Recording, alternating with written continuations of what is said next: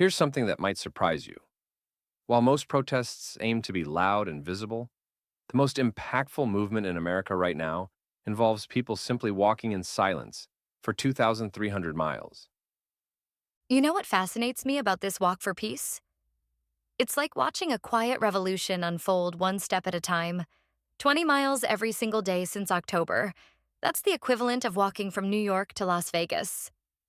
Well, the sheer scale of what these Buddhist monks from the Huong Dao Center have undertaken is mind boggling. And here's what really gets me: they're not just walking, they're maintaining their spiritual practices, engaging with local communities, and somehow managing to create these profound moments of connection along the way.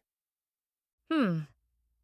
Speaking of connections, I've been tracking their social media presence, and it's remarkable how they've gathered over 50,000 followers without any promotional budget or marketing strategy. Just authentic, day to day documentation of their journey. That's exactly what makes this so different from other movements we've seen. And let me share something interesting.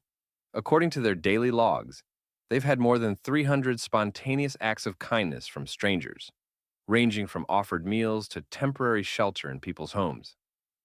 Well, that reminds me. What about that monk who had the accident? I heard they rejoined the walk on crutches, which seems almost impossible given the distance they're covering. Oh man, that story really gets to the heart of their dedication. So this monk, after suffering a pretty serious leg injury, actually continued walking 15 miles a day on crutches. The medical professionals they consulted said it was unprecedented for someone to maintain that kind of physical exertion while healing. And then there's Aloka, their rescue dog. I read that having this dog with them has actually helped reduce tensions in some of the more skeptical communities they've passed through. That's right. Aloka has become this unexpected ambassador of peace. What's fascinating is that research shows therapy animals can reduce stress levels by up to 40% in group situations. And they've essentially turned this rescue dog into a walking therapy animal for entire communities. Like a four legged diplomat. But what really strikes me is how this Buddhist led initiative has transformed into something much broader. Do you have any numbers on the religious diversity of their supporters? So here's something incredible. According to their tracking, they've received support from over 150 different religious institutions along their route. We're talking about 47 Christian churches, 23 mosques, 15 synagogues, and numerous secular organizations. It's like they've created this mobile interfaith dialogue without ever needing to say a word. That level of unity seems almost unprecedented in today's climate. And you mentioned they're walking in silence. How does that actually work with community engagement?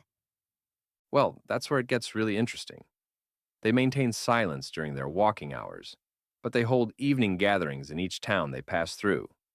These sessions have drawn an average of 75 people per stop, and they've documented over 1,000 hours of community dialogue since they began. You know what's fascinating about those numbers? It means they've potentially had meaningful conversations with over 15,000 people face to face during this journey. Exactly right. And here's something else that's remarkable. They've inspired similar walks in other countries.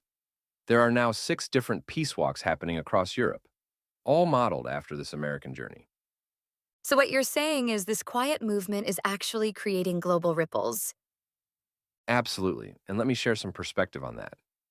Historical data shows that successful nonviolent movements typically need to engage about 3.5% of a population to create lasting change. These monks are well on their way. Between their physical encounters and social media presence, they've connected with roughly 4% of the populations in the areas they've walked through.